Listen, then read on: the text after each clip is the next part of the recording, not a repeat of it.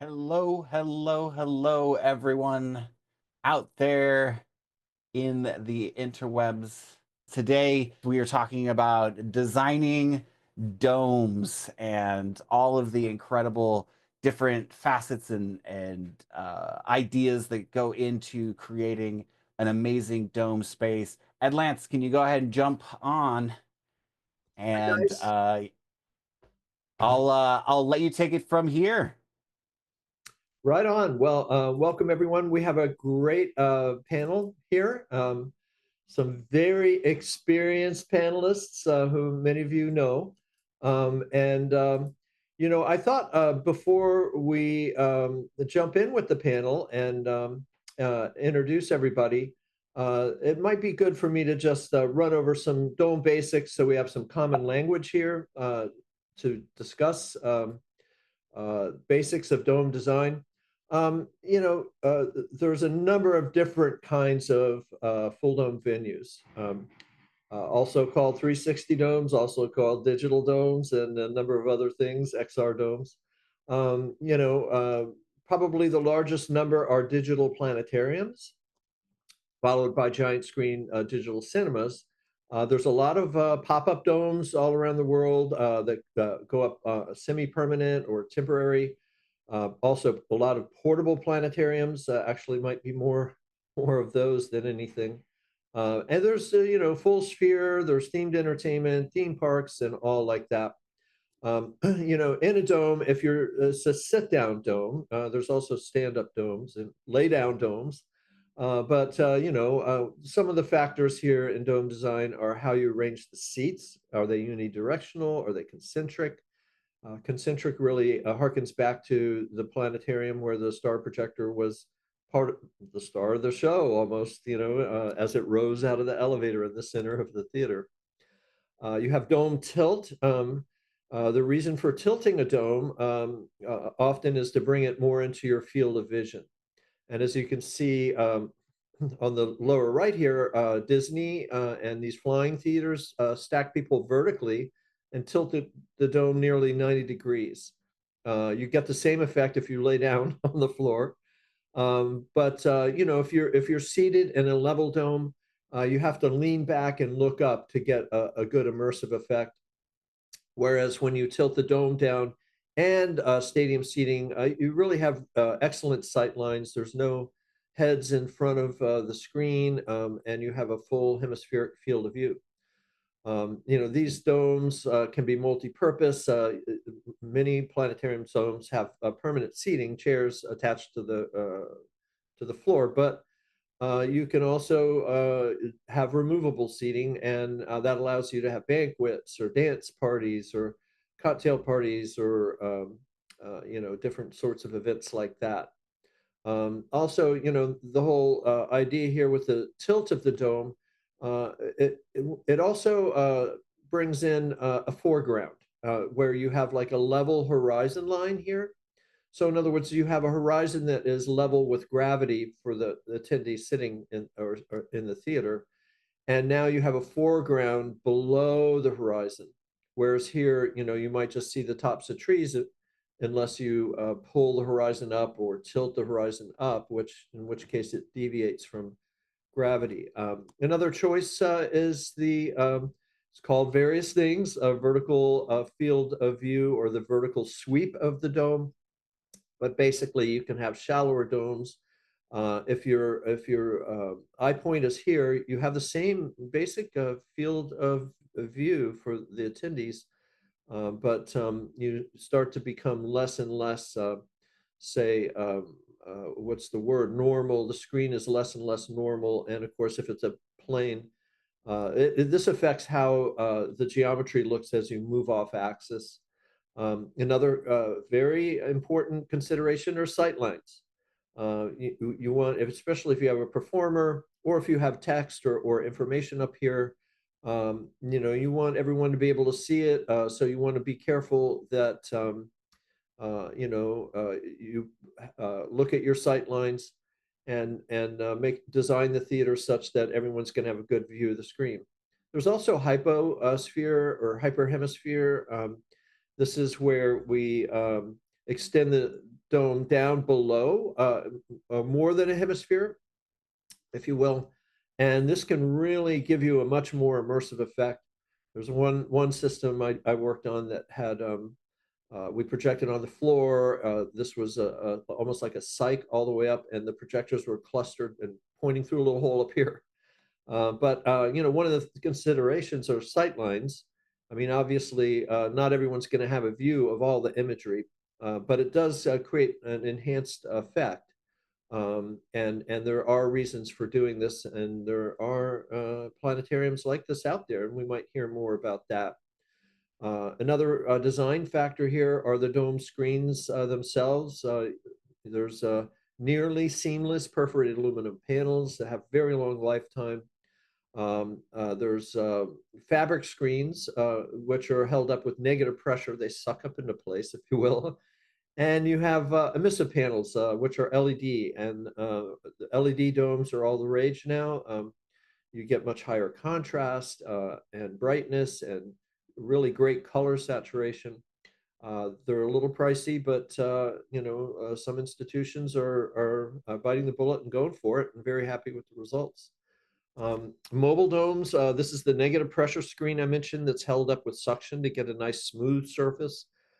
These domes can go up in a matter of hours or a couple days, and are very popular at festivals, temporary events, pop-ups, or even semi-permanent. Another consideration here is projection. And you can project with a single fisheye. Usually brightness and resolution do not scale well if you have larger domes.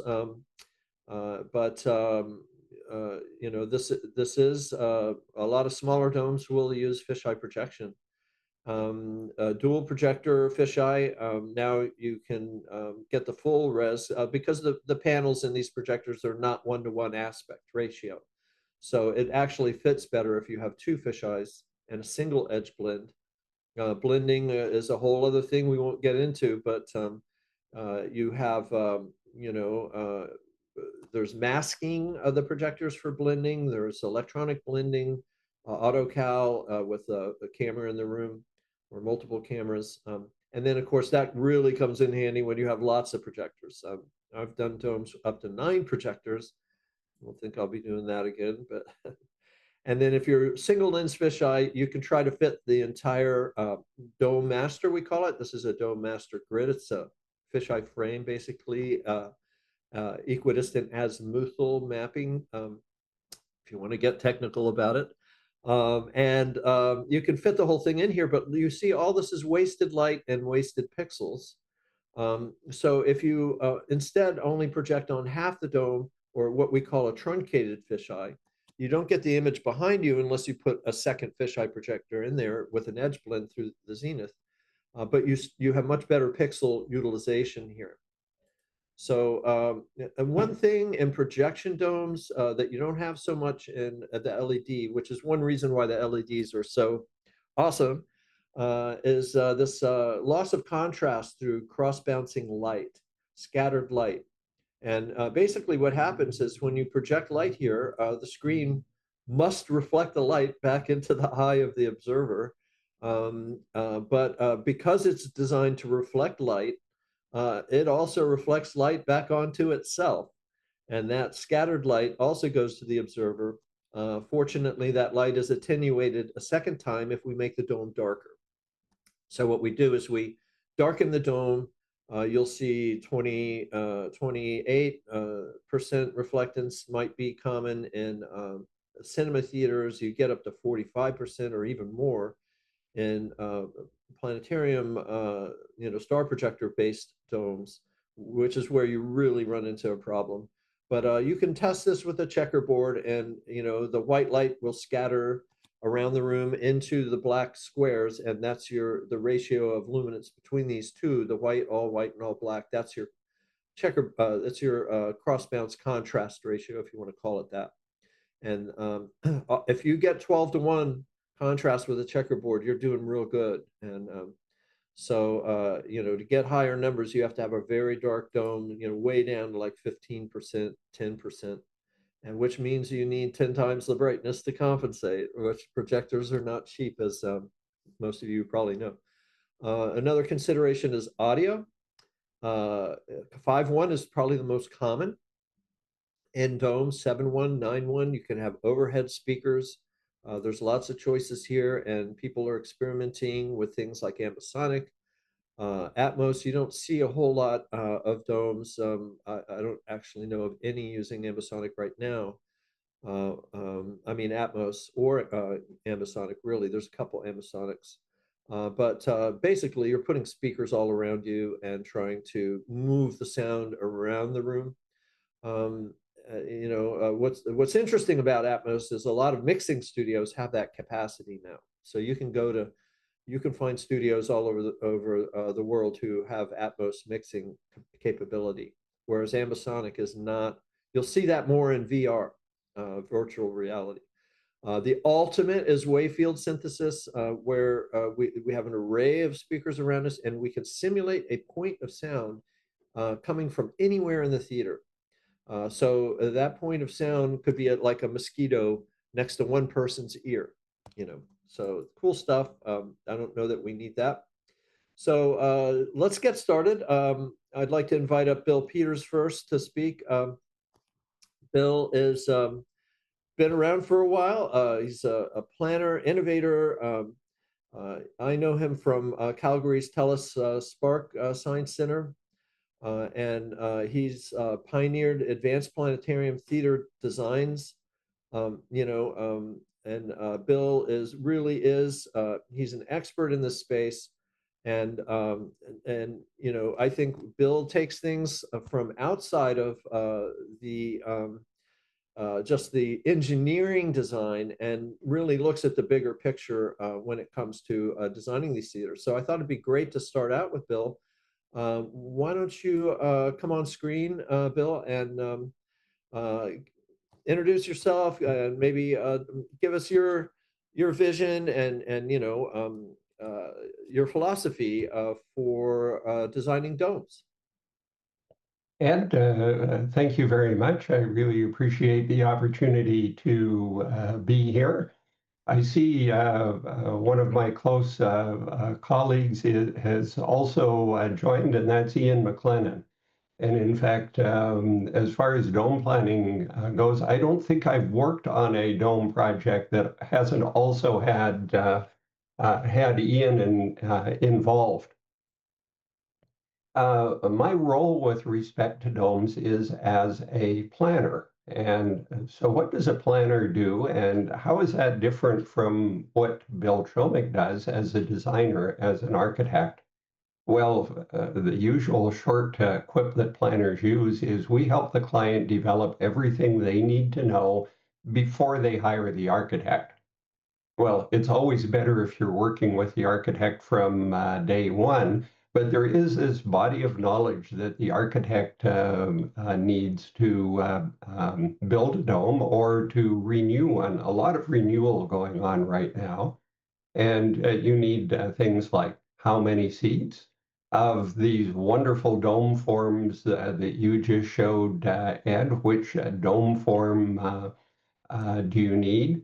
And a host of other questions need to be resolved. And Ian and I work to resolve this with the client by helping the client understand and articulate the purpose of the dome. What are they trying to achieve with this particular theater? What do they want the audiences to feel? What do they want the audiences to know?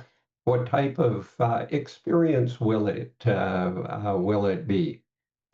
Is it a science center type experience where a lot of science learning is expected? Is it much more of an emotional experience, say event type experiences? Is it very story driven, or is it more simply visual and music driven? So those are the things that planners take into account. And working with clients, it's quite amazing. Often the ultimate conclusion is something different from what the client expected in the first place. For example, Ian and I were brought in with Lowell Observatory to because they thought they needed a planetarium to complement their visitor center. We worked with them. We did an in-depth community needs assessment in northern Arizona to find out, to help them discover their larger purpose, their purpose with respect to the northern Arizona community, with respect to Coconino County, with respect to the 4 million people a year that come through Flagstaff on their way to the Grand Canyon. And the conclusion was, nope, didn't need a planetarium, needed a science center that really served northern Arizona. So they built and opened the $63 million Astronomy Discovery Center this past November. It incorporates an open sky planetarium on the roof where the stars are the real stars. And in the building, we thought of including a more conventional planetarium, but decided on, for a number of really good reasons, on a hemispherical LED screen. So the end product, when I'm done my work as a planner, the deliverable is to present a plan to the client.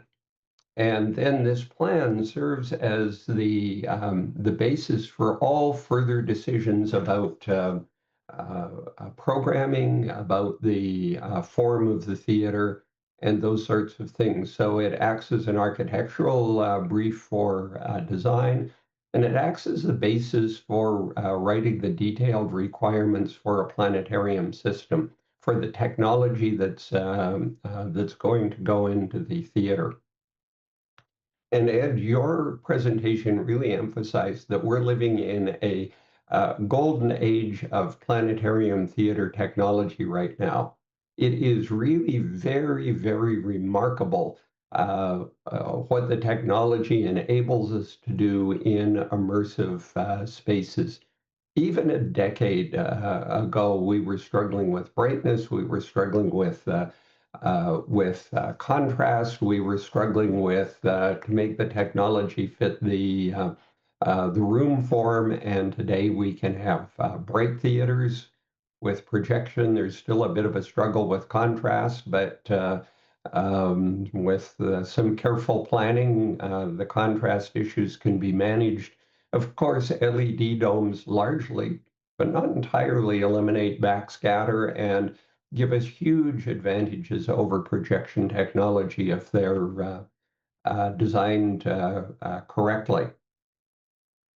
There's one technological thing that I would like to talk about, and I see Glenn Smith is here as well. And while we were working together on the Lowell project, Glenn made some very insightful remarks to me about theater audio. And I was already aware that in dome theaters, audio is a problem. And Glenn, thank you. Your remarks really heightened my awareness of this. And I began listening more critically to the dome theaters that I was visiting. And in a large selection of the dome theaters that I visited in the past several years, on a scale of good, better, best, I would rate the audio somewhere between terrible and just barely good. And the reason for this is that most clients don't understand audio. They say, oh, yeah, we want a system that will play the soundtrack. I guess that's 5.1, since that's sort of common, but don't really give an awful lot of thought to the qualities that they want the audio system to provide. And so my view has, rather than simply taking whatever a planetarium system supplier might want to offer, my approach in Ian's more recently has been to work with the client to decide what type of an audio experience that they want the audience to have, and then actually working out what that system looks like with an independent audio specialist, and really specifying everything from the mixing console to the amplifiers through the speakers, and then letting the Planetarium system supplier supply that package as part of the overall system. And this, I think, is proving to be more successful. I've been a member of the Society of Motion Picture and Television Engineers almost forever. I followed cinema audio, and it's really worthwhile to emulate a lot of things that are being done in cinema audio, simply because the way cinema tracks are organized is the way a lot of music is organized and delivered, and the way a lot of planetarium show tracks are organized and delivered. I have one caution about ambisonics and systems that require a very large number of speakers in the room. However you digitally organize those signals, and some of this digital organization is phenomenally clever. You have two things going on. You have a lot of small speakers, and small speakers don't reproduce sound very well. In a small speaker, to reproduce intense sound, the cone has to travel a long way. And often you frankly get in planetariums with a lot of small speakers, you have a really strange timbre because of all of these small speakers. These cones simply have to work too hard to do the job. The other thing is with highly digitally orchestrated sound from multiple small speakers, other kinds of distortion creep in. All of the big distortions of audio, like harmonic distortion, have essentially been solved. But you get other kinds of distortion that can make the sound very fatiguing to listen to. For a 30-minute planetarium show, it isn't bad. For a 2-hour immersive experience, it can be grating. So one of the things I'm advocating is that clients and system suppliers and everybody involved give much more careful and much more structured thought to audio going forward. I just want to conclude my opening remarks by coming back to the plan. The plan, which really outlines the purpose of the theater, can also be the basis for the funding case. If the plan really ties back to how the institution wants to change the lives of the participants, how it wants to influence society, how it wants to influence people's viewpoints on what and who they can be, that's a powerful case for funding.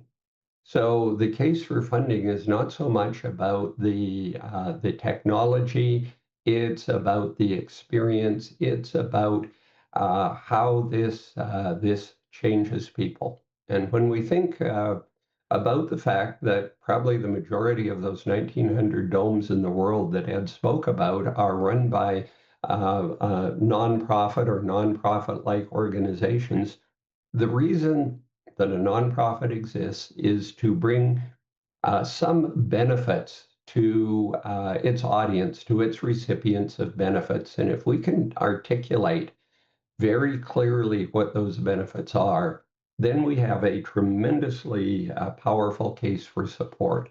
It will energize both the donors and those volunteers that have to go out and connect with donors. The case will make sense, because the donors very often don't care whether you have projectors or LEDs, or the dome tilts this way or the dome tilts that way.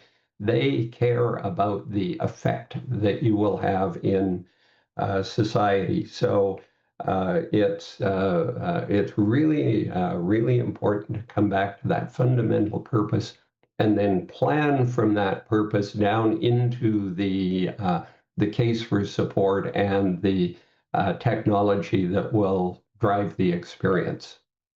So Ed, back to you. Awesome. Thanks, Bill. And next, I'd like to bring up Bill Chomick. We have two Bills here, or double billed. Sorry. So why don't you come on camera when you get a chance, Mr. Chomik? And Mr. Chomik is an architect, and he's been at this a long time. He's done more dome theaters around the world than any other architect, I would have to say. And and whether you're doing a dome that's entertainment oriented, or um, you know uh, giant screen cinema or a planetarium or whatever, you're going to need an architectural consultant who knows something about dome design. There's a lot of details, and I've seen architects try to wing it without support, and with pretty bad results. So anyway, let's bring on Mr. Chomik, and why don't you share a bit about your experience, your thoughts on dome design, and all that. So thanks, Bill. Okay, thank you. Thank you, Ed. By the way, Ed, too many bills is always a good thing. So just thought I'd let you know. So my name is Bill Chomik. I'm an architect that has been working in the field of planetariums and observatories, planetariums, for the last 40 years of my career as an architect. I began with a small project, a not so small project, in Calgary, my hometown here in Canada. And from there, the suppliers said, "Bill, you were really great to work with. You listened to what we had to say." And I said, what else would we listen to but having to incorporate your equipment into a planetarium? And they all told me that sometimes that's not the case with some architects who say, you fit your product into my design. And I don't work that way. I work the other way. And that has led to work over the last 4 decades all over the world for me in a variety of different planetariums. I've worked in almost every planetarium type now that Ed described earlier to you in terms of shape. Typically these days, the way I work is with local architects, and I can't even call myself an architect in other jurisdictions because I'm not licensed to practice there, but I come on as a design specialist. I'll sit down with the local architects and engineers, walk them through the process of designing a planetarium in terms of the things that I've learned over the years. Sketch things up for them. They do the drawings. They send them back to me. I mark them up. It's a back and forth, and that's the way we work. My involvement on most planetariums is anywhere from 10 to 60 or 70 hours. That's all I'm needed because the local architects do learn about the design in time. So what I want to share with you this morning are some of my key learnings over the years, and things to look out for when you're designing a planetarium. Some of the things that, if you haven't got the experience, you just won't necessarily bring to the table in terms of design. Now, the overarching goal for me is the same as it is for others that are designing and operating and building planetariums, and that is to create a really impactful, a really powerful experience, educational, entertainment, or both, for their audience. And so my role then is to make sure that that goal is met through the architecture or the design of the building. I'm not a specialist in projectors. I'm not a specialist in sound equipment. Bill Peters and Ian McLennan and others are in that world. But I am knowledgeable about what it takes in the space to make this work. So let's talk about some of those key learnings now for a minute. First of all, the planetarium theater itself is not isolated. It sits within the context of a site. It sits within the context of an existing building, or if it's a greenfield site, a new building.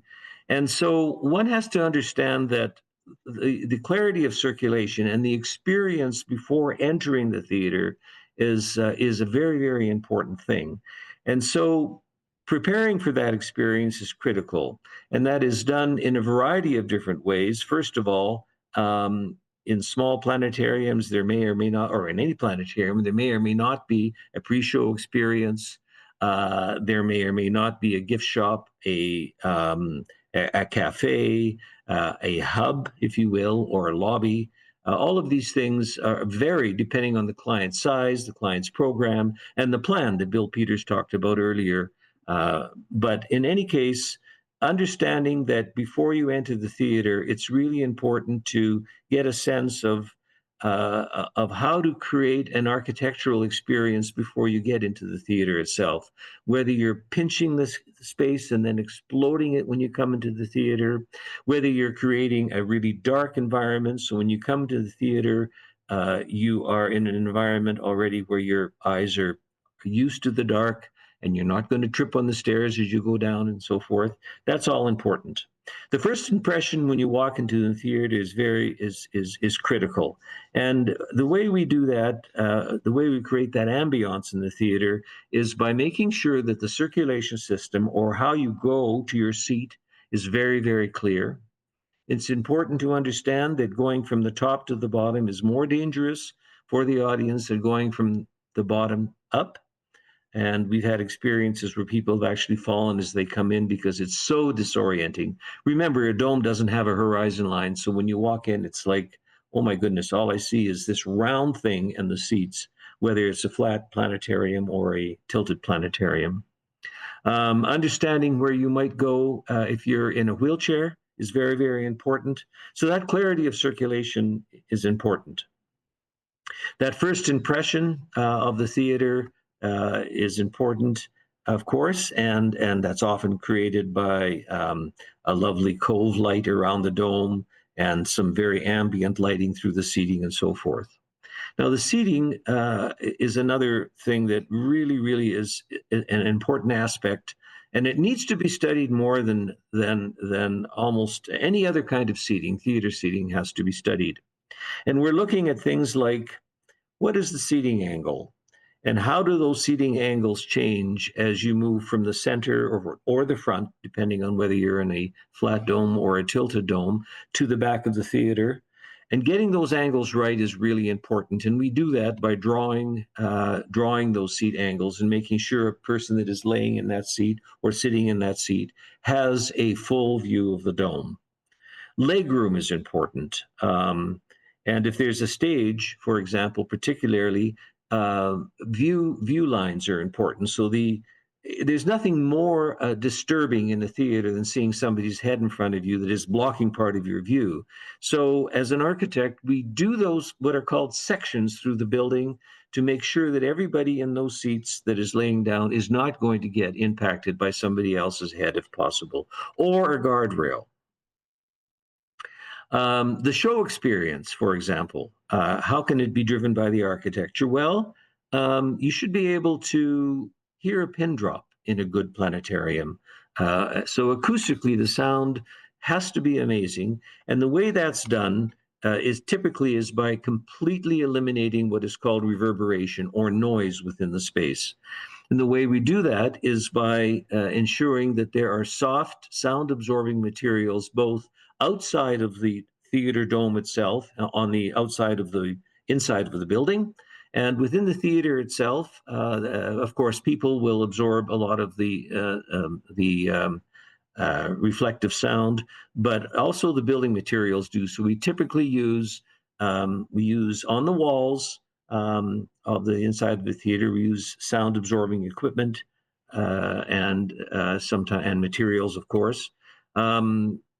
There's always an argument about whether concrete floors are okay or whether they're not okay. It really depends on the amount of exposure. If you have a limited number of stairs and a limited number of aisles, then you can live with some concrete. On very large buildings where there are lots of exposed concrete surfaces, you should probably be using something more sound absorbing like carpet. The image quality in the dome is dependent upon the finish itself, and Ed talked about that. So we're talking about perforations, we're talking about the color of the dome. In the case of LED, we're talking about the density of the LED screens. These are always important, and these are choices that are made typically by the client on the basis of their program and their budget.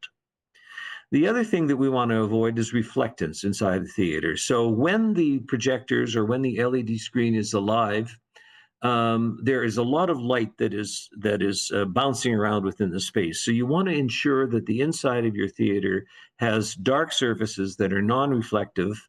And you also want to make sure that the outside of your theater, because you're dealing with perforated surfaces on the dome, you want to make sure that the outside of the theater is completely black, matte black if you can. So everything should be painted colored matte black on the outside of the theater so that no light shines through. There's nothing more disturbing than seeing a catwalk glistening behind a beautiful image on the dome because it hasn't been properly finished in a matte black color.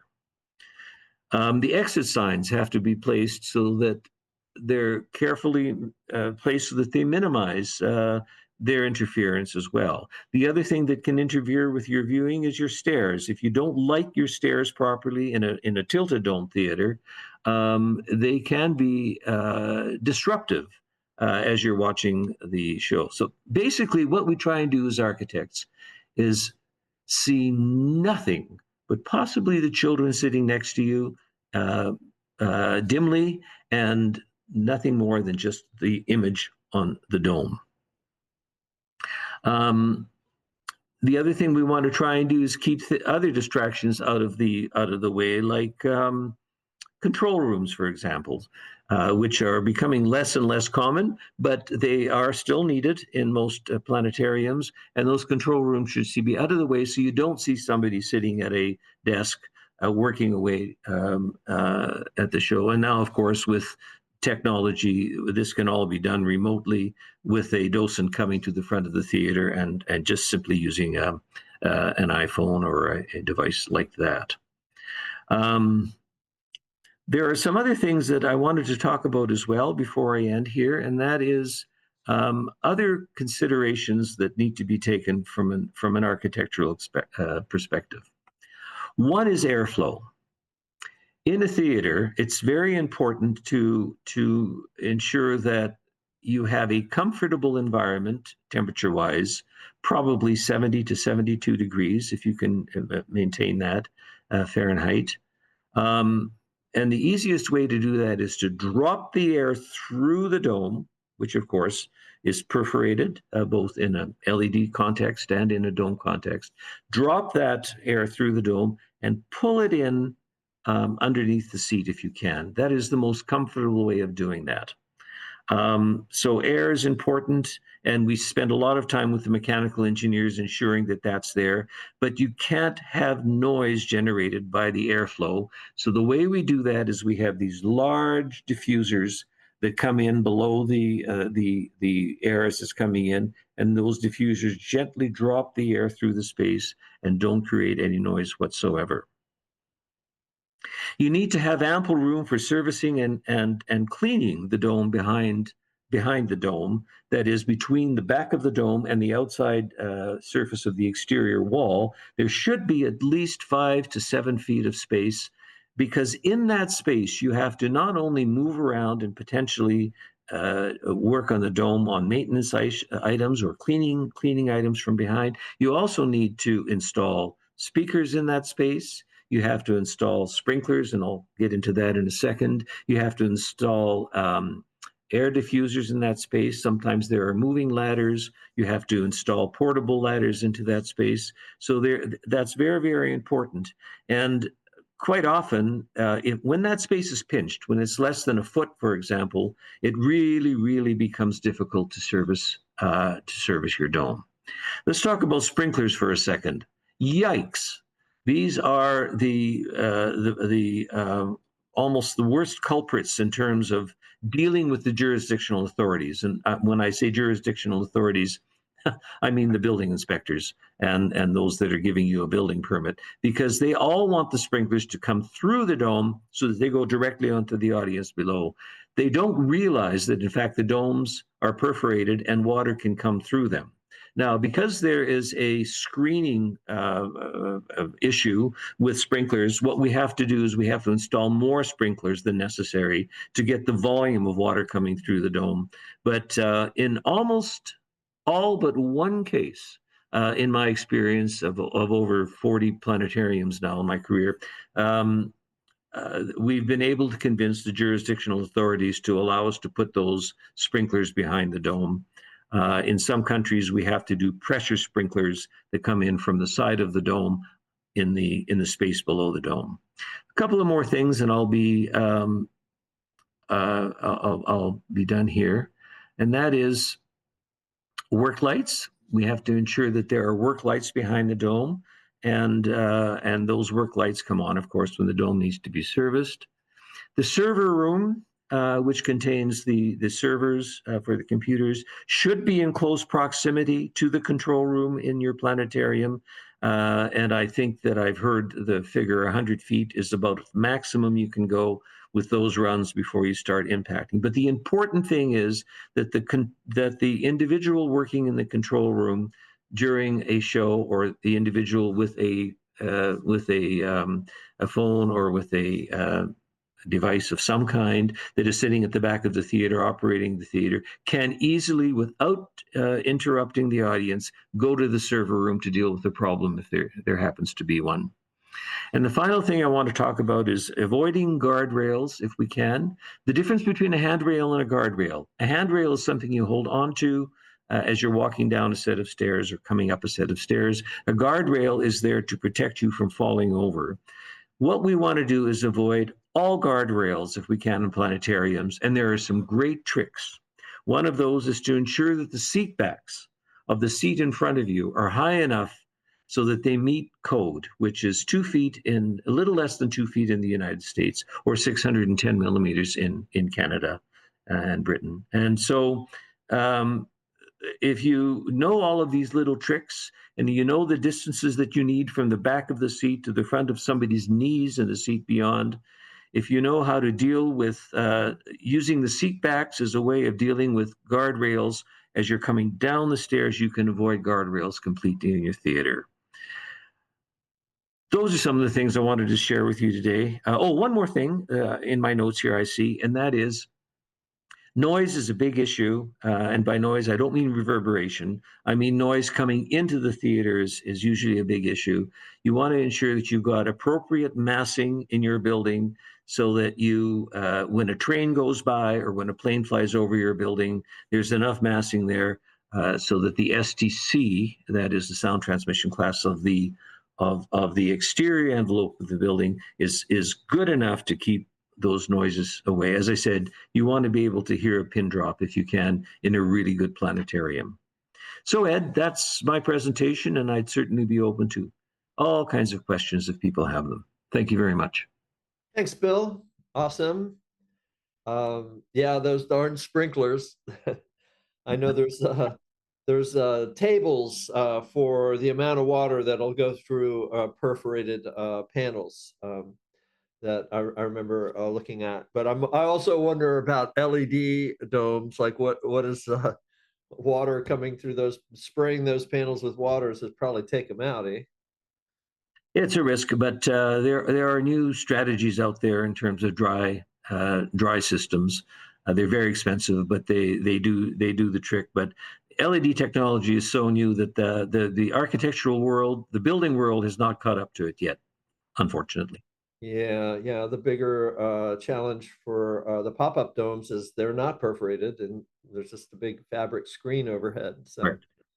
And there's strategies for that too.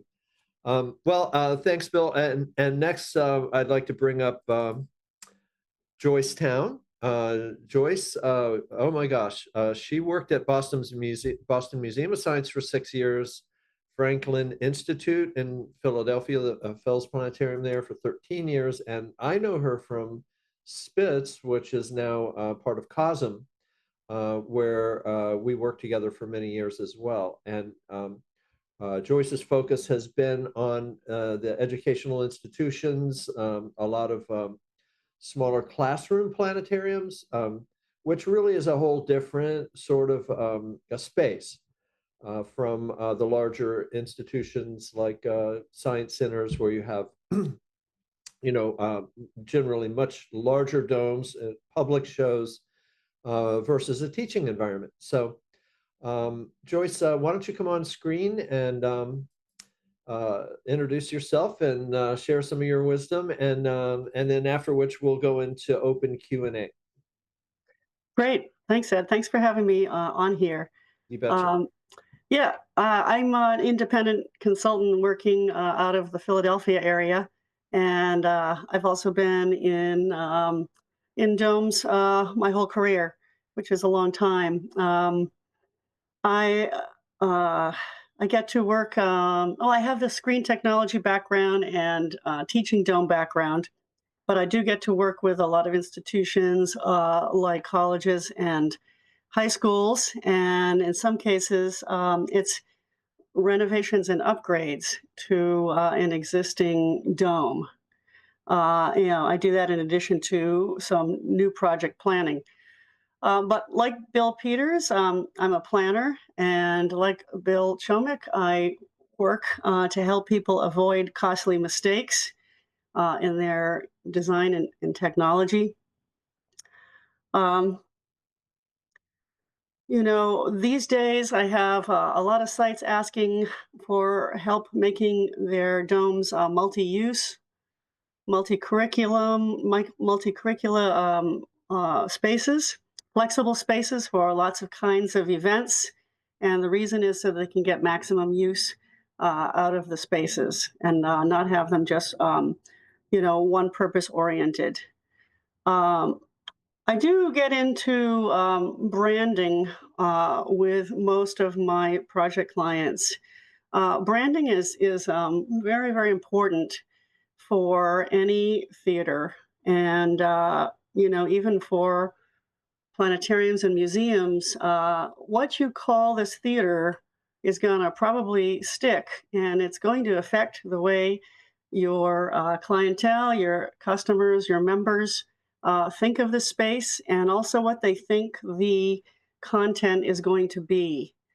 That's a big thing for me, and I'd be interested to know if anyone in the webinar audience is interested to talk about that or has questions or comments on that.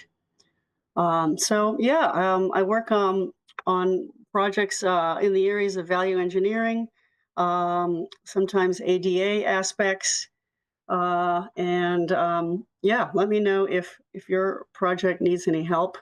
But I'm more interested to hear what the audience has in mind, so I think I'll pass it back over to Ed.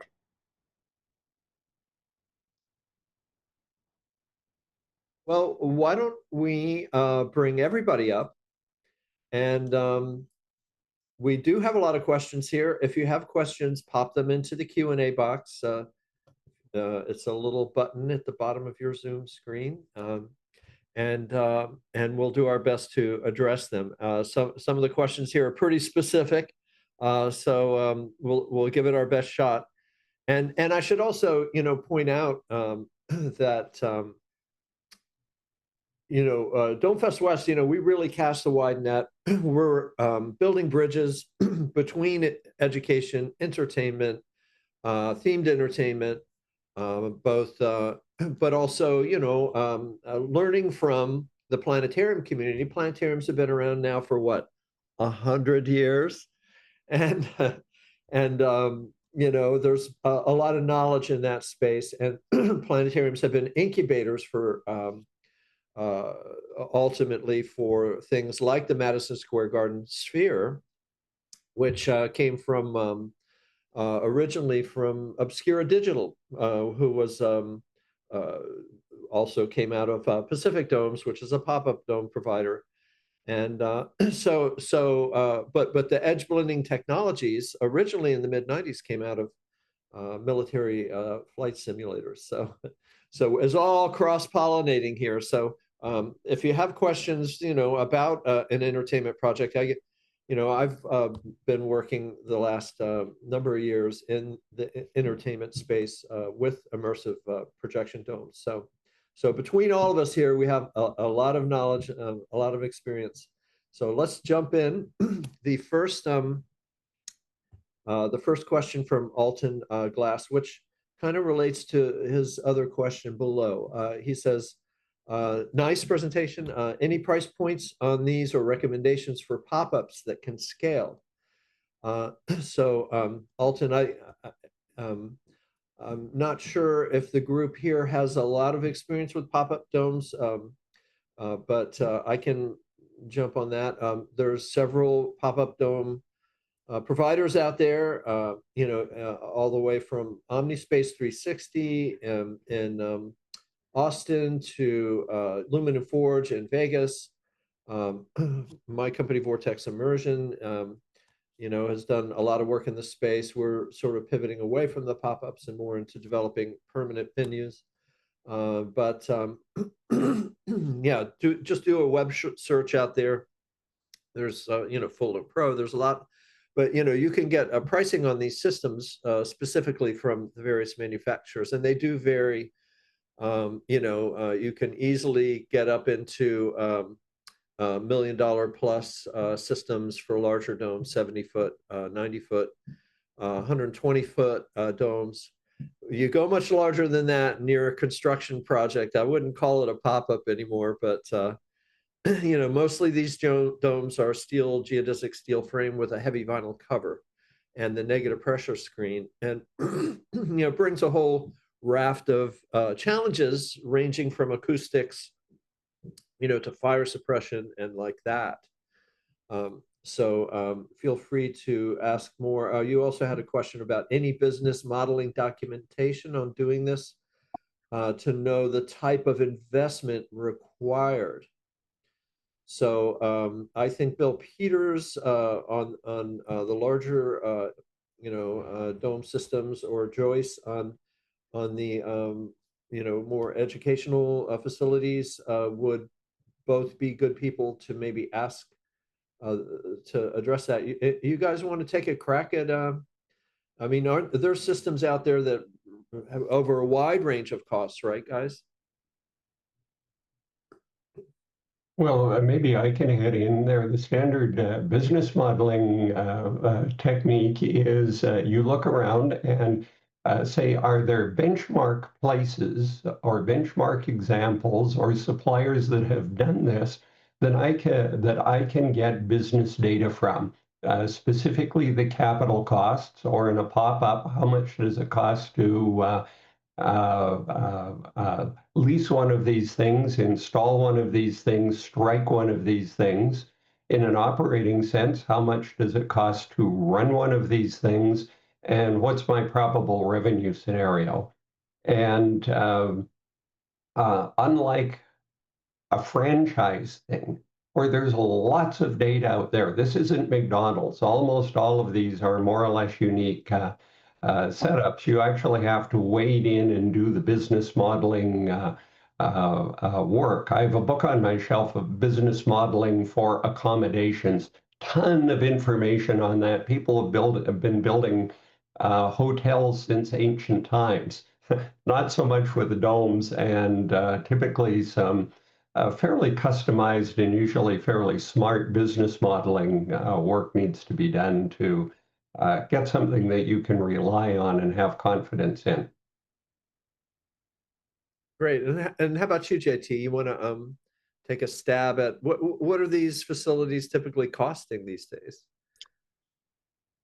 Well, I don't know much about the pop-up dome itself as far as cost goes, and of course that varies by size. But all of the stuff that goes inside could be anywhere from, I'd say, 300,000 to upwards, higher, depending on resolution and how big it is, and how just how you need it to be, how fancy the seats are and comfortable.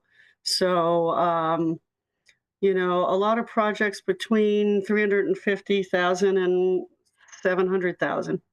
Right. Now, Not counting the dome. right, not the dome screen itself, right? Right. Just the projection, the audio, the lighting. All the stuff that's more like below the dome floor level. Right. And now, I hear about these projects all the time, costing, 50 million, the larger science center domes and all that. How much of that's really the cost of the dome and the dome equipment itself versus, a science center or the other accoutrements that go around it? Mr. Chomik, he might be a good one to address that. Why is say a 50-foot dome planetarium cost $50 million? Well, interestingly enough, the selection of your materials in the end, whether you're using gold or silver, doesn't have that much impact, frankly, on the square footage costs. It's basically the structure of the building and your exterior building envelope, which is the way your building is finished on the outside, that drive the cost, and the simplicity or the complexity of the structure of the building. Domes are domes. They have a certain price attached to them depending on the size of them. Seats are seats. They all vary between $750 to $1,200 a seat installed, typically these days. So those are pretty much given costs. But what I can say is that when I look at the costing, and I'll bring it into $25, most of the buildings, excluding the equipment, that is the projection equipment, the sound equipment, but including the theater seats, not including the dome, because it can be an LED dome, which is 2 or 3 times the cost of the other kind of a dome, which is a projection dome.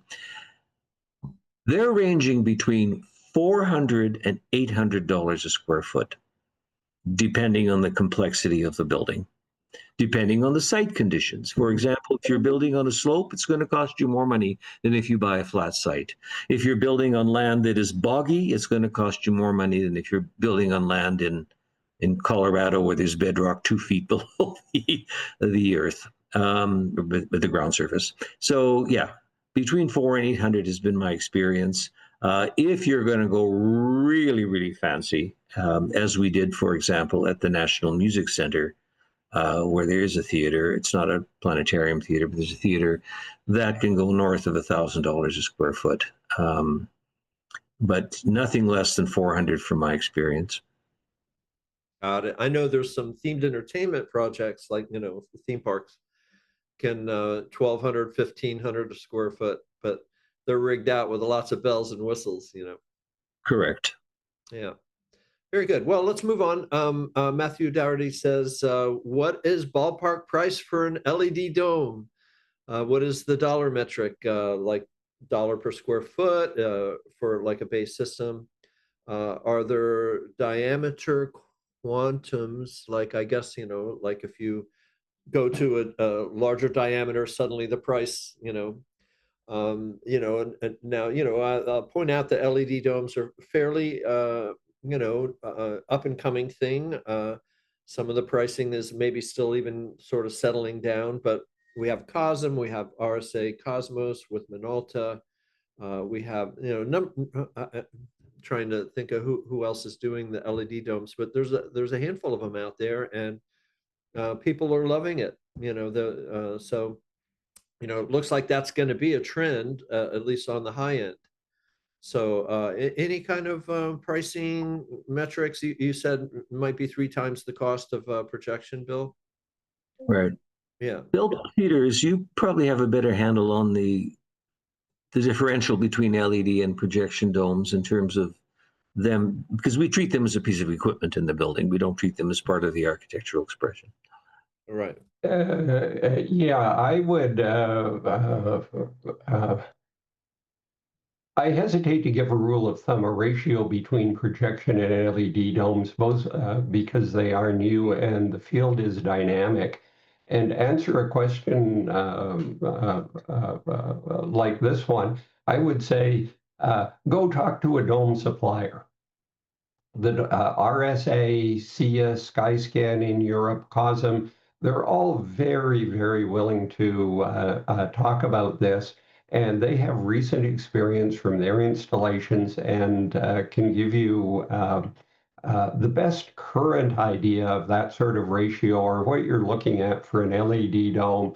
They can give you a for planning purposes cost, not a firm RFP price, but a for planning purposes cost or a ballpark cost for certain size domes. And I've never found one of them that's shy at all about having those conversations.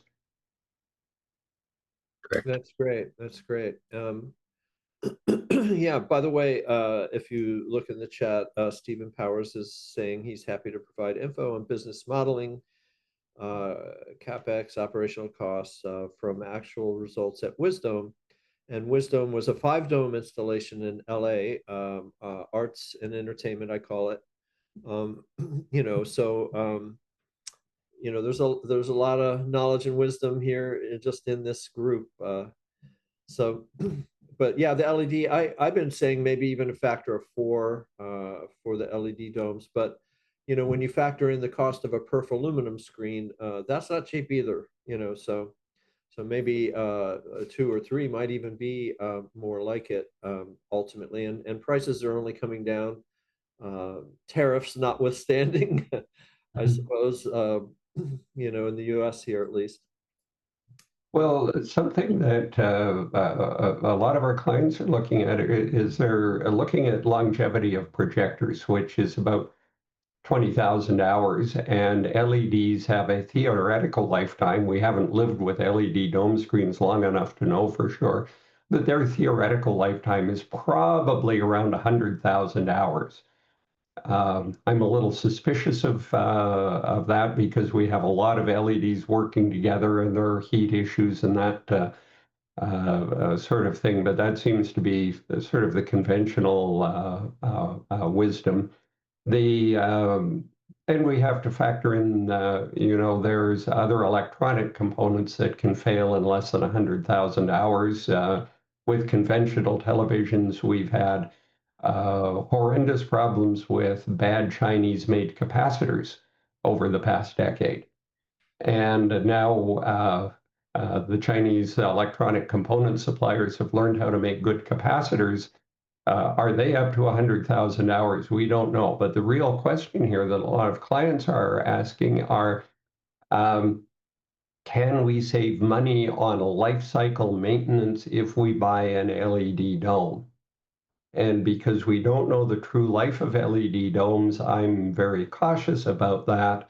But the LED dome can't be much more than about 3 times the life of projectors, and makes sense if someone is doing a life cycle business model for this.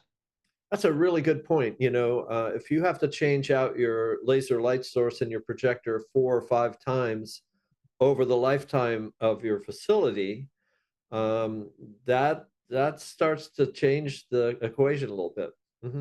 And there's all kinds of subtle issues here. This is not an LED dome panel. We actually had a great panel on LED domes at DomeFest West, and that discussion continues. But one of the factors was the panel's age when they're powered and imagery. And so if you have spare panels that you want to just swap out, say 5 years down the road, they might look different, because they're not aged. So they're suggesting to take some panels and drive them, your spare panels, drive them alongside of the ones that, you're going to be replacing them with, so that they all age uniformly. Well, that's true of projectors as well. And some people buy a spare projector and just hope to swap it in. And after 10,000 hours, well, yeah, matching can be a problem. So I tell them, buy the spare projector, but use it in another theater or use it in an exhibit that you can pull it out of if you need it. So it's more or less aged the same way. Yeah. So, when we transition to new technologies, usually there's also new challenges. So, get used to it, I suppose. Darnell asks, is there a standards document for audio in planetariums, including mixing, system design, microphone use cases, etc.?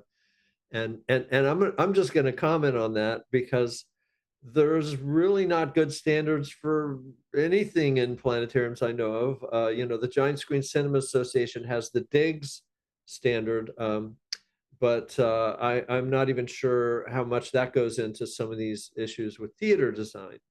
So, fortunately, in the giant screen cinema, you have IMAX built a lot of the theaters, and then of course, when their patents ran out or whatever, competitors came in and pretty much copied, their theater designs and everything.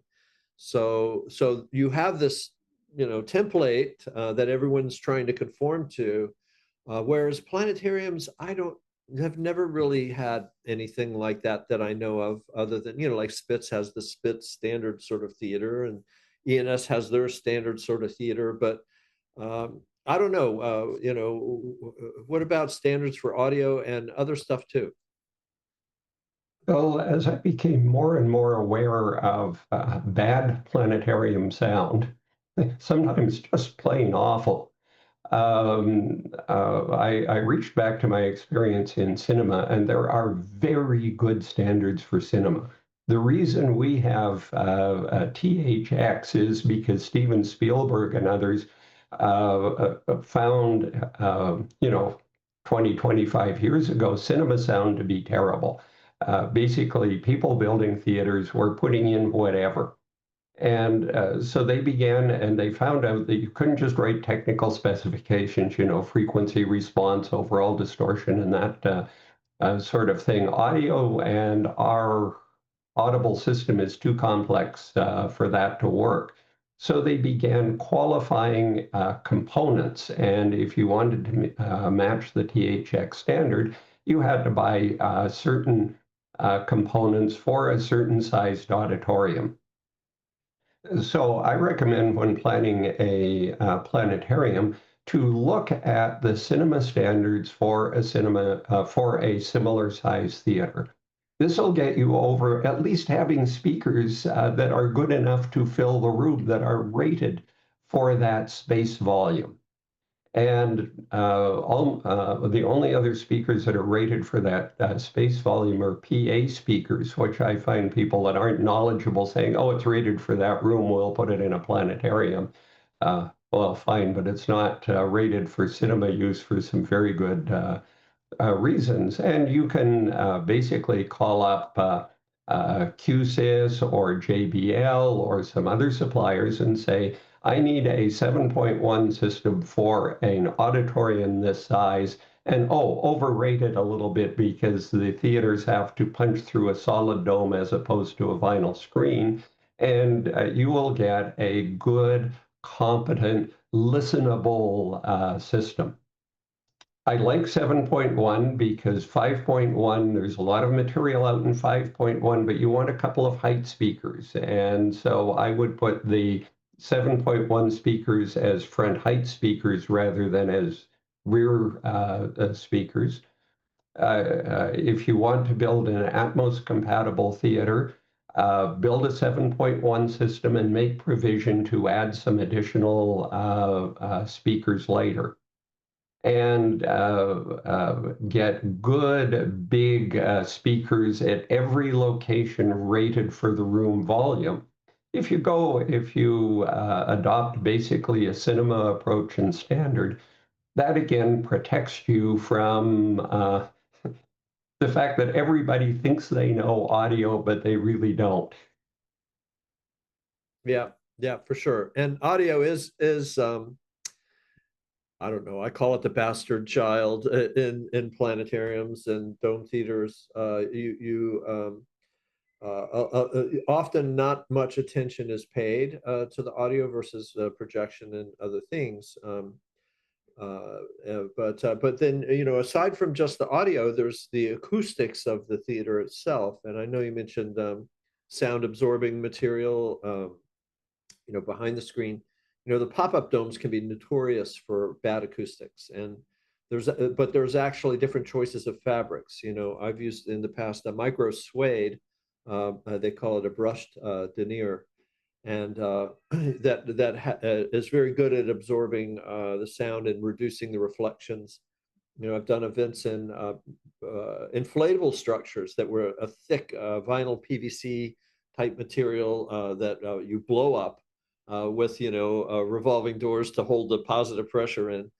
Those are really reflective of sound. And fortunately, when you put 2,500 or 4,000 people in one of those giant inflatable structures, the people themselves absorb sound pretty good. So that helps a lot. But yeah, it's, and I guess, like you said, right, carpet helps. I guess the chairs can have an effect. Well, and for anyone spending real money to build a fixed asset planetarium, my very firm advice is make sure there is an acoustician on the architectural team. Yeah.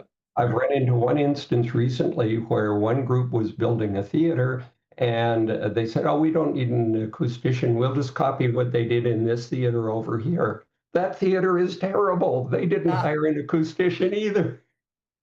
Yeah, yeah. So I had to work remember very our hard to persuade the client, like, it's not going to cost you very much in terms of you're spending millions of dollars on the theater and you're worried about a few thousand for an acoustician. Yeah, and there are some really good acousticians out there. Find one who's designed at least one dome before, so they've made some mistakes and had to correct them, and believe their advice. There is an IMAX theater here in Calgary, Canada, where the client cheaped out and didn't believe their advice, and it's the worst sounding IMAX theater anywhere. So hire the acoustician, believe their advice.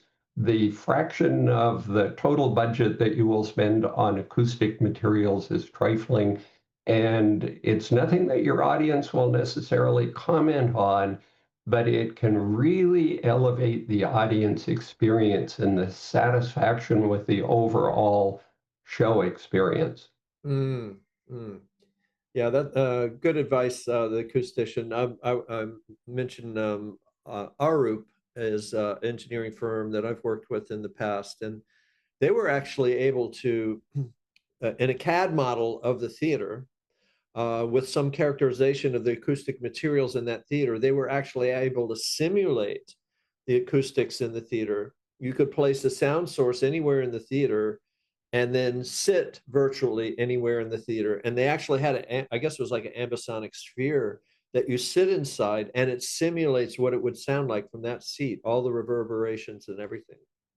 So yeah, I guess it's sounds like rocket science, but I think it's you hire the right people and they have all that already. Yeah, they bring real value to the project. Sometimes you can get a firm that specializes both in theater acoustics and in audio systems.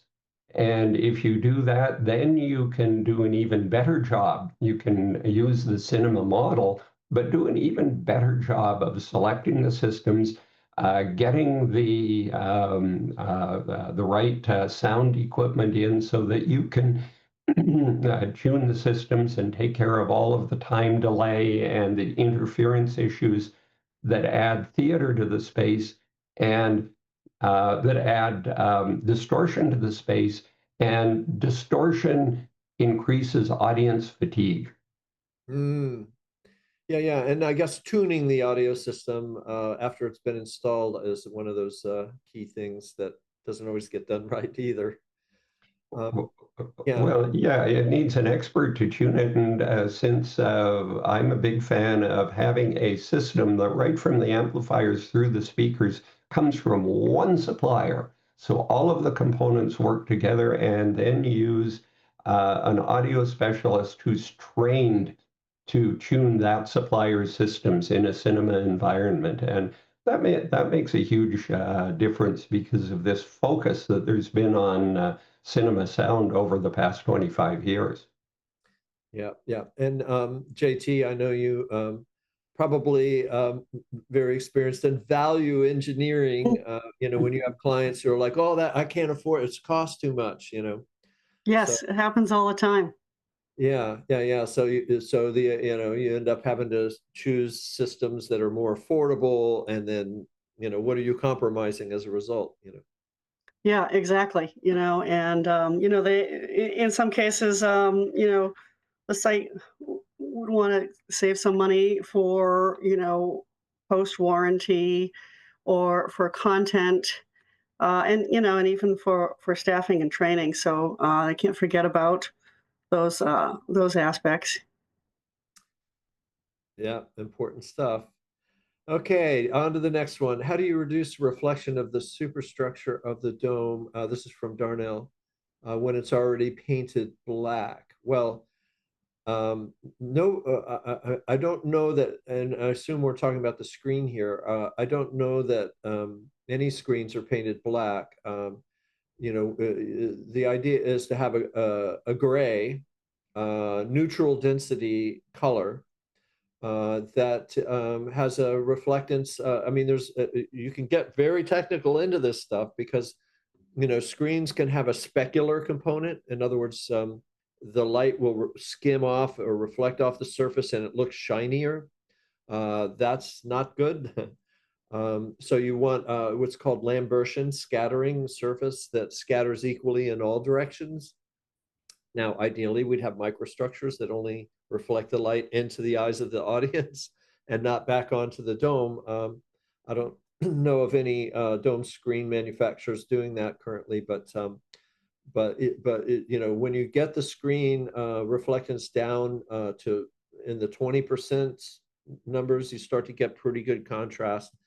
I did one that was 13% reflectance, and it was actually the pumpkin dome. It was the full sphere with a little hole at the top, and because it's spherical, it's really there's light reflecting everywhere, the floor and everything. So that was why we went with such a low reflectance. Unfortunately, it was a small enough dome that we could boost up the power of the projectors to compensate. But I don't know. Any other comments on that? I note that Ryan says he'd like to answer the question live. Oh yeah, well that's what we're doing right now. Okay, I see it on the. Yeah, in fact, just so you know, if you guys want to type an answer in versus addressing it live, panelists can do that. You can actually type in an answer or put a link in, say if you want. But anyway, I guess Just a quick remark, if it's the superstructure behind the dome that we're talking about there, very often you can see that right through. Very often there's the odd beam or the odd spot that is just bad. Cover it with black velveteen. Very good advice. That's when you're looking through the perforations, you see it a lot in laser shows where the laser is drawing on the dome, but it's also hitting whatever treatment is behind the dome. And because the laser is so bright, you'll see it like a ghost image. When with that second, because the light goes through the perfs and hits whatever's behind it. And if you have equipment back there, even speakers sometimes are a problem. You might have something shiny back there. And yeah, that can create issues. And it's something you have to be very careful about. Yeah. Yeah, and I think Alton, we addressed your question about business modeling documentation on doing this to know what kind of investment is required. But Bill Peters and then also Stephen in the chat, offered to support that as well. And I'm sure JT on the educational institutions can also address that. When I say educational, you have formal educational and you have informal. On the formal side, you have even dome classrooms like that. And I've always been kind of like, well, now that we're all digital domes, right? It's an immersive environment, general purpose. Why aren't all these school planetariums turning into, virtual reality touring group tours for the kids? I don't know. That popped into my head. But JT, I mean, is there anybody doing that? Like using the planetarium domes with like real-time 3D or for classroom presentations other than just planetarium type shows? Oh, absolutely. school districts and colleges, I think, can get a lot more funding for their upgrade or renovation project if they can show that this dome will be used for teaching more subjects or even for showing artwork and multi-purpose usage. And so it's all the rage for that to happen. There's definitely a trend to try to get as many kind of subject areas covered effectively in a dome as possible without sort of overwhelming the instructors, because really you could try to do so much that it gets confusing, because there's so much content and real-time software stuff available. So yeah, it's important to help focus, and also, like I said before, tie that in with your branding, so that people have an idea. They can expect what they're going to come and see, and they're not disappointed. Like if you call it a planetarium and they get a show on biology or the inner ear, sometimes they're disappointed. So that's going back to the branding and naming side. That's a really good point. Planetariums kind of, I mean, I wouldn't say they got a bad name, but people were like, oh yeah, I've seen that. I've been to a planet, and the old joke, people go to a planetarium 3 times in their life, when they're a kid, when they bring their kid, when they bring their grandkid, and really it's not like that at all anymore. I mean, there's a large variety of entertainment, education, and even if you're doing a pop-up entertainment dome, you're probably going to want to do some family shows in the daytime. So I think just broadening of the definition of a planetarium, or maybe even total rebranding of it, is a good thing, because it can serve a community in a variety of ways now, outside of what you traditionally think of as a planetarium. So that's the formal education. You have the informal education, which is your science center. And then, of course, you have other cultural programming, which could be Yeah. And some domes are being used for yoga. And I was just at a conference where they talked about dome shows for peace. And, also as using the dome as a safe space, that, students feel that it's a safe space to go to. So, yeah, there are some changes happening. Yeah. Sound baths is another one. Okay, moving on. Cora Braun has a long question here, and I'm just going to read it.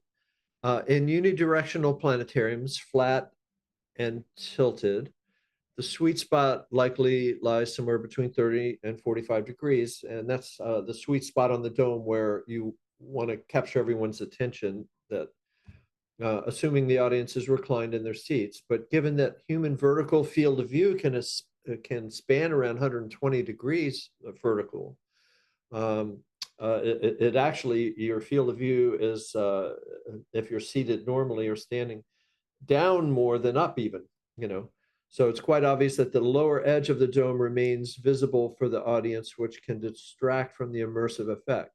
I guess what she's saying is that it's cut off, so you're not using your full field of vision. Wouldn't a steeper tilt of the dome itself or the seating arrangement make more sense in that case? And if so, why isn't this approach more commonly implemented? Alternatively, could a vertical shift of the sweet spot within the content towards the zenith help produce the visibility of the dome's lower edge and enhance immersion by encouraging viewers to look further up? I'd be interested in hear the thoughts.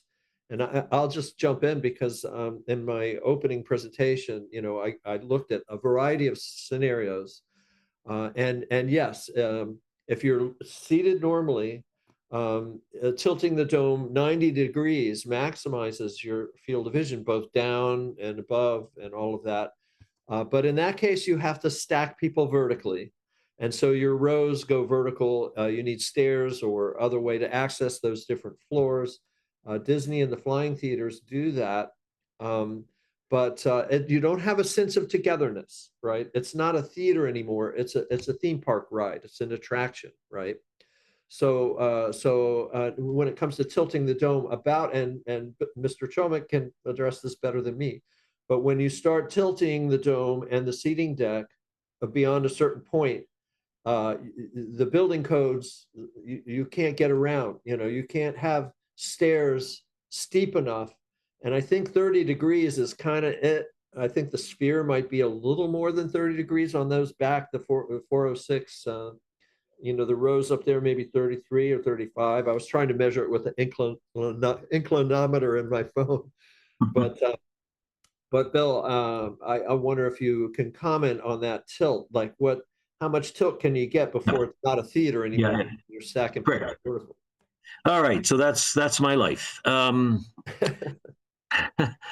There is the steeper you make the theater, you're right, the more the building code starts to apply. And at one point, you cannot get away without having guardrails.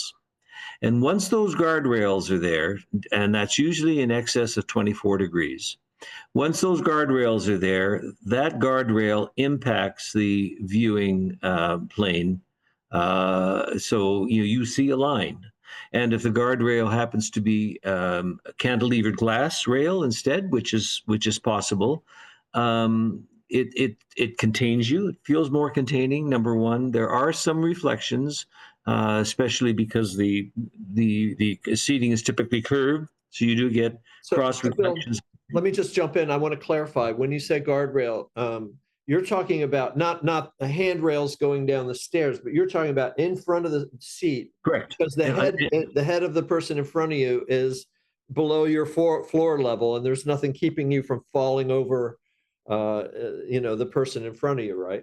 Correct. Now, if you go, see what happens is you can actually avoid those guardrails in theaters that are less steep, because the back of the seat becomes, in essence, the guardrail, or the element that stops you from falling over. And as long as that's 2 feet in height or more, it's okay.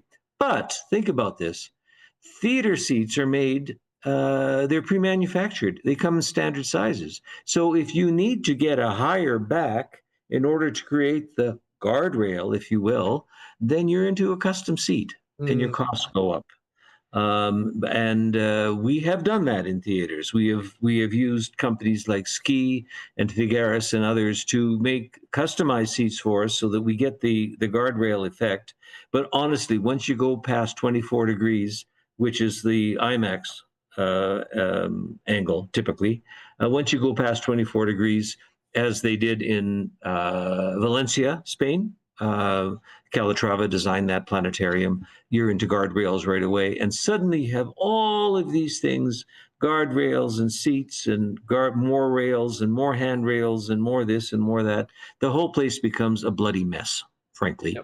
Yep. So you want to avoid that. Try and stick, after all the planetariums I've designed, the most comfortable ones, if you're doing an inclined seating, so that you have unidirectional and you're bringing that dome line as close to the floor as you possibly can, 21 to 22 degrees is just perfect. That's great. Yeah, it's funny. Don Davis said the ideal is, he's an astronomical artist. The ideal tilt is 22.5 degrees. And I'm like, well, I'll go with that, So that's what we've been looking at for entertainment domes, is not trying to. Yeah, that's fine. That's what we used in Athens at the Eugenides Planetarium, 22.5, for reasons other than comfort. But yeah, won't go there. Okay. Well, there's one other thing to take into account that both Bill Chomick and I are very insistent on, is when you build a dome, a tilted dome, you make sure it has a really clean edge. We both noticed when we were at the Sphere in Las Vegas, this is a fail at the Sphere. It over to the sides, it has a very cluttered edge, and that's very distracting. If you have a very clean edge and your program material really is designed to use the dome and engage the audience, that edge just goes away. Your audience never sees it. I agree. And this is where I think there's something psychological. When you have a nice clean edge, the brain interprets that as the horizon. Correct. And it goes away. And so in that sense, the domes don't have a frame, although that is, in a sense, a hemisphere is a framed sphere. But yeah, that works really, really well. But of course, Cora's question also went to utilizing your full field of vision. And you could tilt back further and have people looking up more. But I think what happens there, Cora, also is that, let's say you want an experience of flying people over terrain, of looking out over a landscape with foreground underneath and trees and everything. If everyone's looking up, you have to stretch your head to see down, right? And then the other thing is, if you have a stage up front and performers, if everyone's looking up, you have to stretch your head again to look down to see anybody performing live, assuming they're down towards the base of the dome. So great questions, guys. We have a lot of questions in here still. We might run out of time, but let's try to get through these. We have Anonymous asks, are there any recommendations for traveling experiences, pop-ups that can be done in tandem with pre-existing events like expos and festivals and educational institutions? Yes. Again, I mentioned several manufacturers who do the pop-ups. The typical is a geodesic steel frame with a heavy vinyl cover. I've not seen hard shell dome pop-ups. Not many. Some of the smaller trade show domes, it's easier to do that with. But for a large scale, it's either a geodesic steel frame with a vinyl cover or inflatables. And if you want a very large structure, I've done inflatables up to 200 feet in diameter.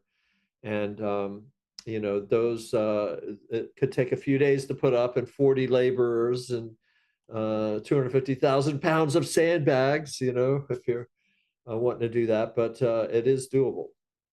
So I don't know if anybody else has any recommendations for traveling experiences. But I think we'll just move on. And I think we lost Mr. Peters, but maybe he's on a bio break. So let's give him a minute.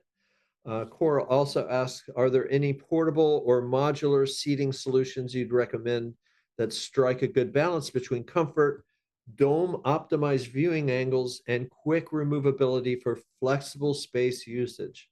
And that's like a really good question, because if you use folding chairs, now you're in a situation where you can't control the tilt, and in domes often the seats towards the front, we will provide more of a tilt to the seating back, right? So you're looking more at the sweet spot. Wherever you are in the theater, you're looking at that sweet spot.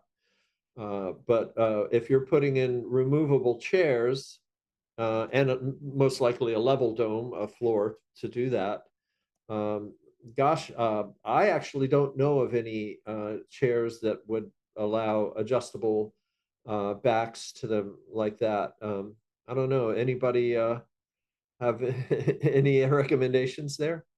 Well, the Functus seats are still made not in Scandinavia anymore, but in China. And they don't have a movable back, but they are movable, stackable, and have a high back with a small headrest.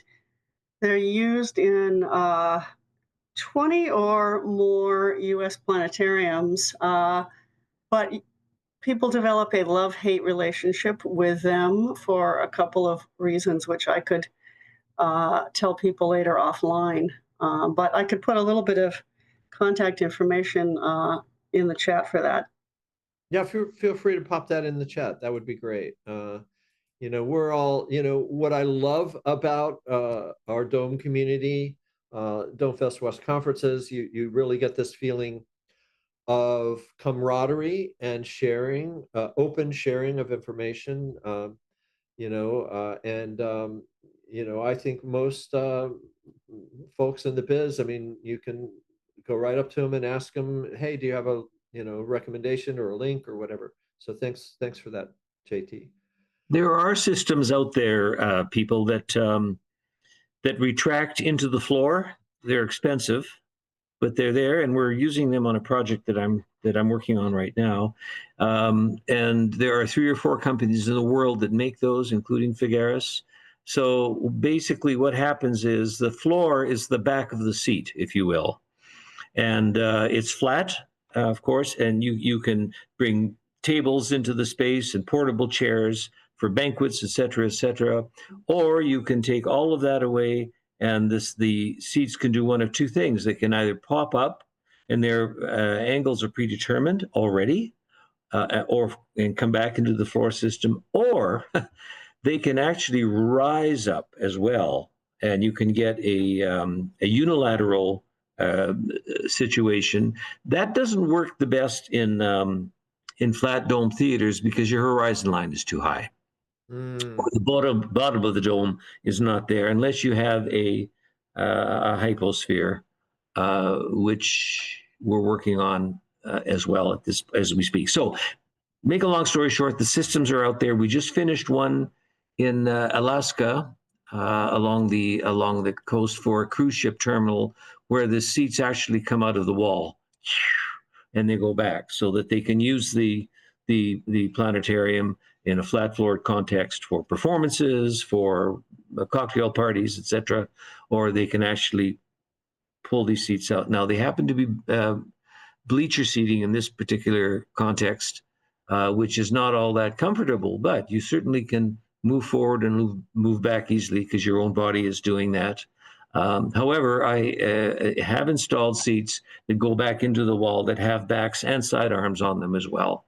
So those will work, but they're not the best for planetarium seating. Your best bet is still fixed seating, properly designed with the angles of the seats adjusted to accommodate the viewing. Those are still the best, but you know what? It's a single-purpose theater in that case. Yeah. And people are looking for flexibility these days. Absolutely.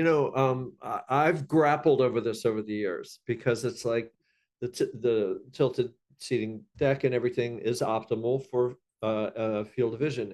And there's a question here from another anonymous: any good examples of dome style best for storytelling experiences? I think the tilted dome, unidirectional, everyone's facing the same direction, is indeed the ideal storytelling environment. I had a long argument with Neil deGrasse Tyson years ago on this when he was designing his upgrade to the Hayden Planetarium in New York City. And I'm like, admit it, Neil, you're using concentric seating because you could pack more people in, right? New York City. And he's like, oh, no. In space, there is no up or down. I'm like, oh, so you're never going to show a person's face or text or anything, because when, in the it's cool to be all sitting around the campfire in a concentric configuration. There's something cool about that.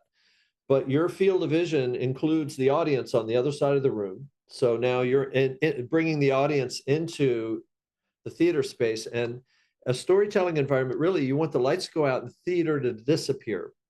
And now you're in another world. I mean, that's generally what we think about there. So anyway, let's jump to the next question here before I go on a rant. Christian Reddy says, do you have any suggestions on how to pitch the idea of a new planetarium to a university? Our current dome is only 5 years old. It's a new science building, but the planetarium is much too small for our audience. So how do you adjust it? And Bill Peters, I think this is for you, and maybe JT as well, but how do you pitch a planetarium to, say, the board or of a university? Well, I think JT can equally answer this, or hopefully add to what I'm going to say.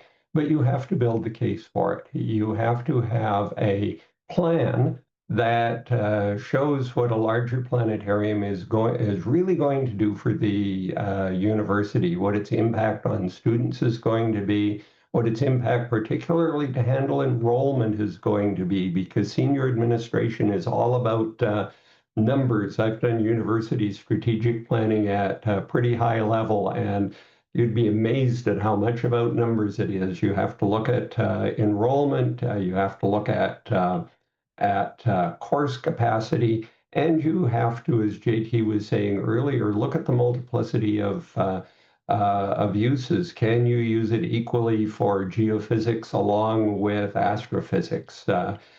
Can you use it for life sciences? Can you use it as sort of a digital cave for VR and other digital experimentation?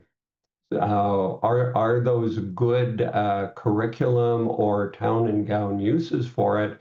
Once you've explored those uses and really heard from your user constituencies, then you can build a plan and a case that has the potential to make economic sense at the senior administrative level.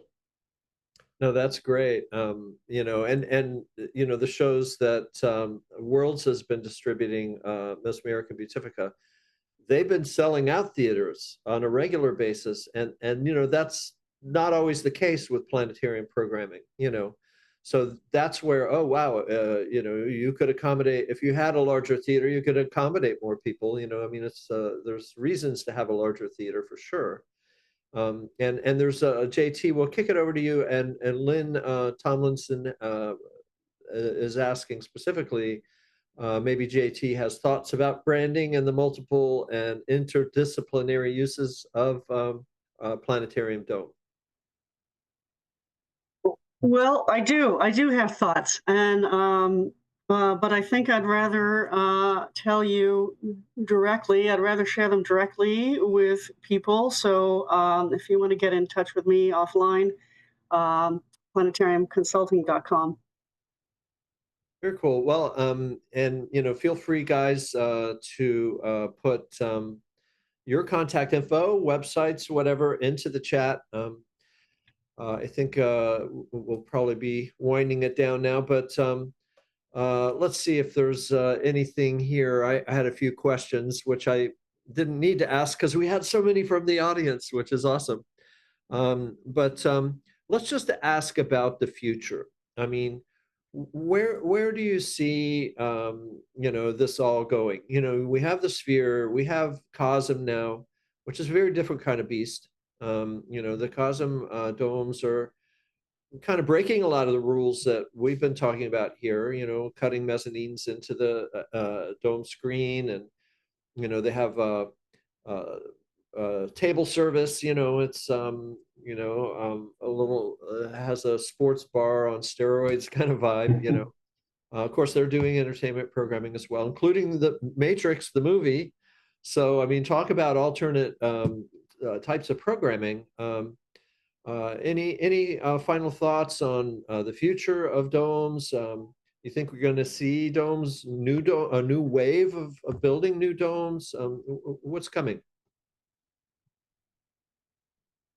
Well, one of the things that's clearly here already is people that have domes that are in the range of 10 or more years old are really looking at refitting them and really thinking about the purpose of their dome as well. And as both you and Joyce have talked about, multiple uses for the space. So I think there's this a great upgrade in technology that's happening in domes. I think that's wonderful.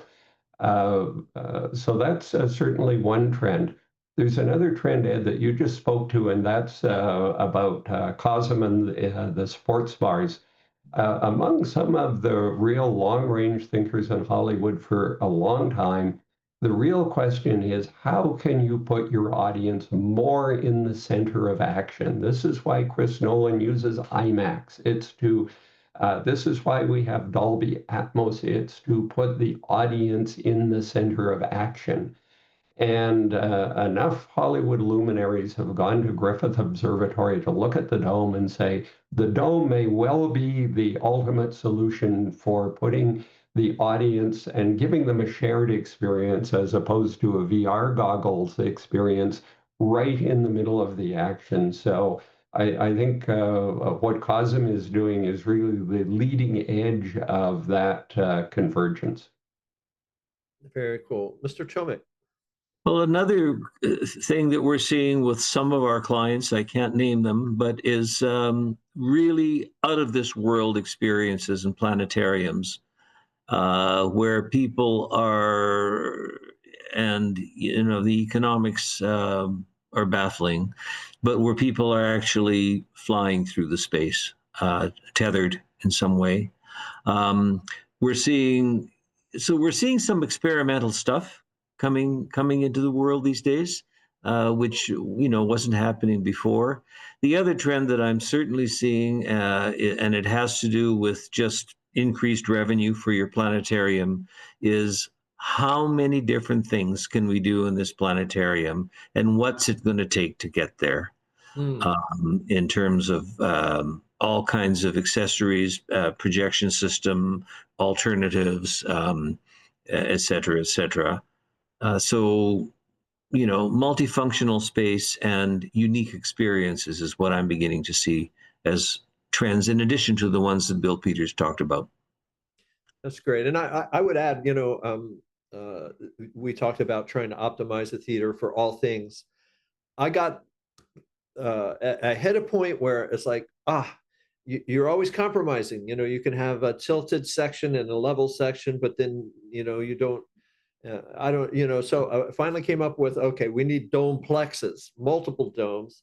You have a level dome for your, multi-purpose activities. If you want to do dance party or something, then you have the tilted dome cinema, and maybe a tilted dome live performance venue with the elevator stage up front. So, so that's kind of the direction I've ended up going for future builds. But because the projection technology is getting so good, and the sound systems are getting better and better, and now LED has come into play. Another trend that we're seeing is the use of domes as wellness facilities. Mm-hmm. And I'm currently working on a project with a Japanese architect on a project where it's a flat domed planetarium, but it's not being used as a planetarium. That immersive environment, that complete hypersphere that they're installing, is there so that people who are getting treatment are laying in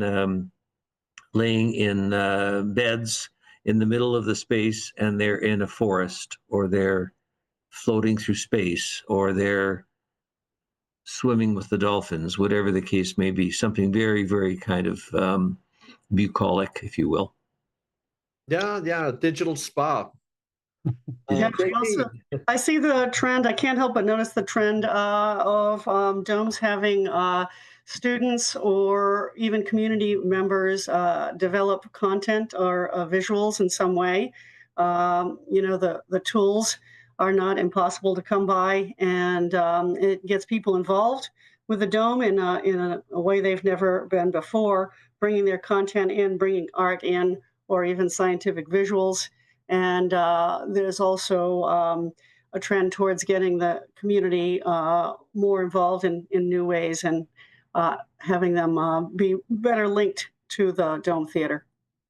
Very cool stuff. Yeah, one of the things I've been looking at is AI, where audience members might opt in to share their Instagram page, say, and we can pull in imagery off of their page and riff on it in the show.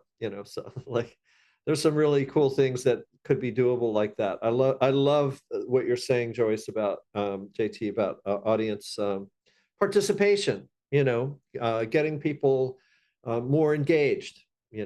And interactivity and all that. I know we tried the buttons on the chairs, voting and the sort of thing, but the possibilities are really starting to open up now with technology. And if there's an additional moment, I noticed that Winter has a great question. What about live performances with dome projected material? Bill Chomik and I, back in the mid-1990s here in Calgary, did one of the first purpose-built domes with a tilt and a stage up front that was designed to do that specific thing.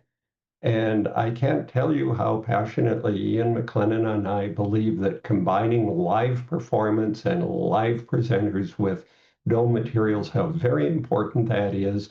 That's almost a unique selling feature of planetariums. This is one of the things that does and can distinguish our shows from cinema.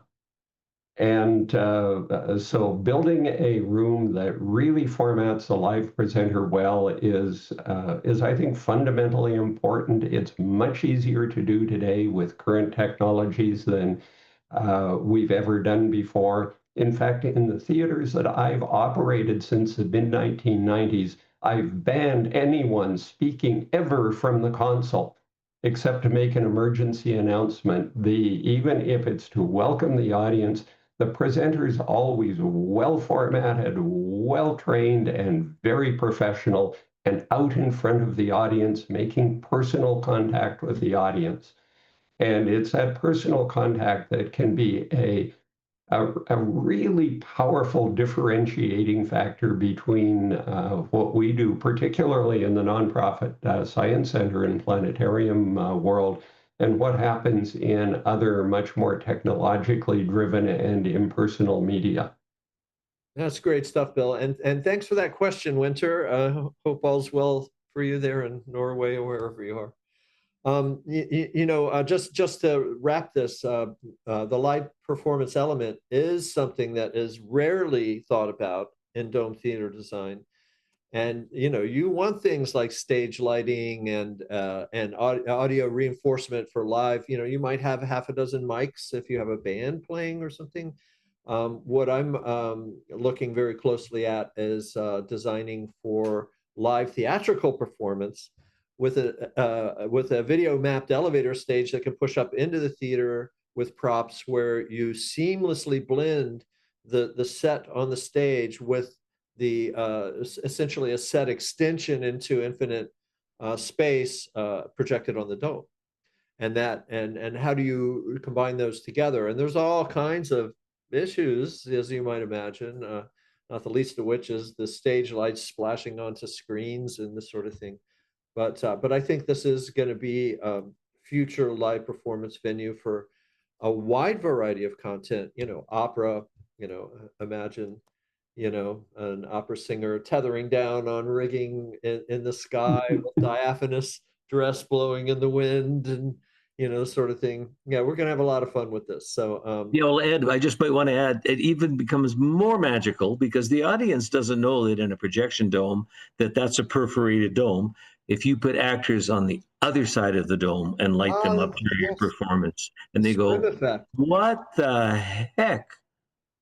They have no Absolutely. idea how. The theater in Cocoa that Mike Hutton built, we had stages behind the dome. We had an elevator stage, a tilted dome, and we could bring up performances, whole sets. We did a wedding in there, and it was just magical. Under the stars, the whole wedding ceremony. Pushing up. Anyway, great stuff, guys. Thank you so much for coming on and sharing your wisdom. Thanks, Ryan, for hosting us here on Fulldome Forums. We love doing this. Every month we have a different forum. And any final words, Ryan? Yeah, just can we give a big round of applause to these incredible speakers, these thought leaders.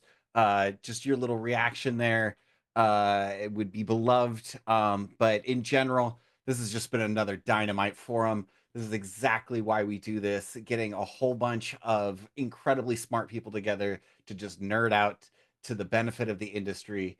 Really, I don't know if this could have been any better.